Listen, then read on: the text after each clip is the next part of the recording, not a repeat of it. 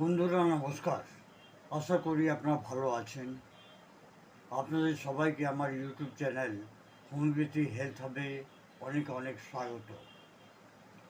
আজকে আমরা কথা বলবো প্যারালাইসিস,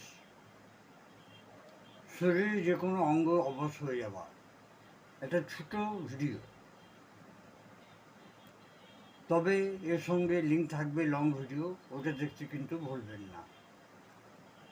হঠাৎ শরীরে কোনো অঙ্গ ডান দিকে বাঁ দিকে কাজ করাটা বন্ধ করে দেয়, তার মাসলসগুলো প্রচণ্ড উইক হয়ে যায় এবং সেটা অবশ হয়ে যায়। এটাকে বলা হয় প্যারালাইসিস। প্যারালাইসিস একটা গভীর স্থিতি, যেটাতে শরীরের যে কোনো অঙ্গ কিংবা মাংসপেশিগুলো কমজোর হয়ে যায় এবং নিষ্ক্রিয় হয়ে যায়। এর মুখ্য কারণ হচ্ছে স্ট্রোক, নার্ভের চোট লাগা, ব্রেনে ইনজুরি হওয়া কিংবা ডায়াবেটিস। এটাতে দেখা গেছে চেহারাটা বেঁকে যায়, মুখটা বেঁকে যায়, হাত পা কমজোর হয়ে যায়, বলতে গিয়ে তুতলায়, ঠিকভাবে বলতে পারে না, হাঁটতে গেলে সন্তুলন বিগড়ে যায়। এটা হচ্ছে এর প্রমুখ লক্ষণ। হোমিওপ্যাথিতে কিছু ওষুধ আছে যেটা খুব ভালো কাজ করে, কিন্তু আপনার নিজের মন থেকে কোনো ওষুধ নেবেন না। আপনাদের কাছাকাছি কোনো হোমিওপ্যাথি ডাক্তার থাকলে ওনার কাছে গিয়ে সম্পর্ক করবেন এবং ওনার কাছ থেকে কনসাল্ট করবেন।